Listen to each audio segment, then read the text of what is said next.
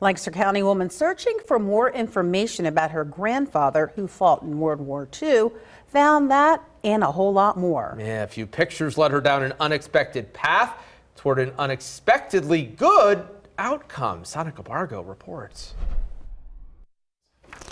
Pictures. That was France, and I guess he's sitting in some rubble. This is him with two French girls on their way to school. And wartime souvenirs. This is his actual basic field manual, soldier's handbook. All Sharon Burtz has left of her grandfather, World War II veteran Mike Camarada. He was in the 509th Light Pontoon Company. Burtz's grandfather died in the 1970s. I was a teenager when he died. More than 20 years later. In 2003, my grandmother just gave me this box, and she said, "You're the only one who really asks me questions and wants to know about his time during the war." So when I opened the box, most of these items were in the box. There were pictures, there were bullets. They're heavy. I can't imagine getting hit with one. Instead of letters, that is him. Burtz's grandfather mostly sent pictures home. And he put, "This is the hotel that I have been living in." These are some engineer pictures. Sorting through them, Burtz learned he was an engineer in the Army. They built bridges, made pontoon boats to get troops across rivers. The engineers were usually the ones that showed up first.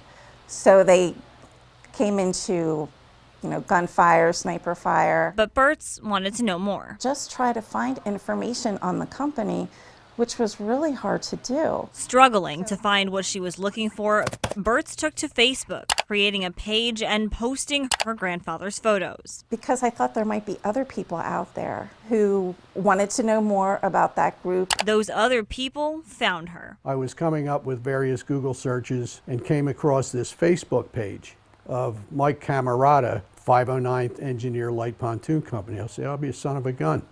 It's the same unit. And here's a group photo. Right smack in the middle on the front row is my father. This is a document, shows the lineage of the 509th Engineers. Dan Malley was doing his own research, piecing together his father's time in the war. They were activated July of 1942 at Camp Gruber, Oklahoma. Dad rarely, if ever, spoke about his experience in the war. I knew he was a master sergeant in the Army, and then he was in the engineers.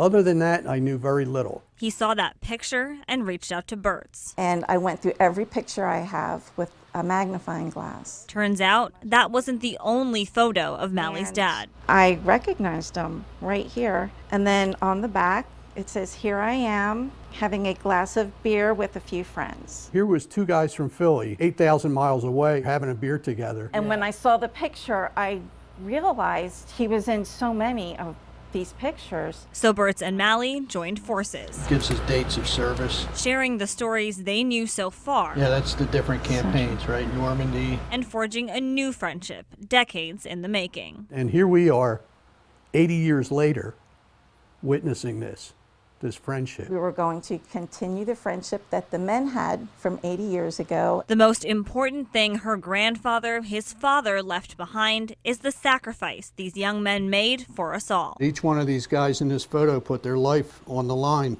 for all of us. Sonica Bargo. They were kids changing the world. ABC 27 News.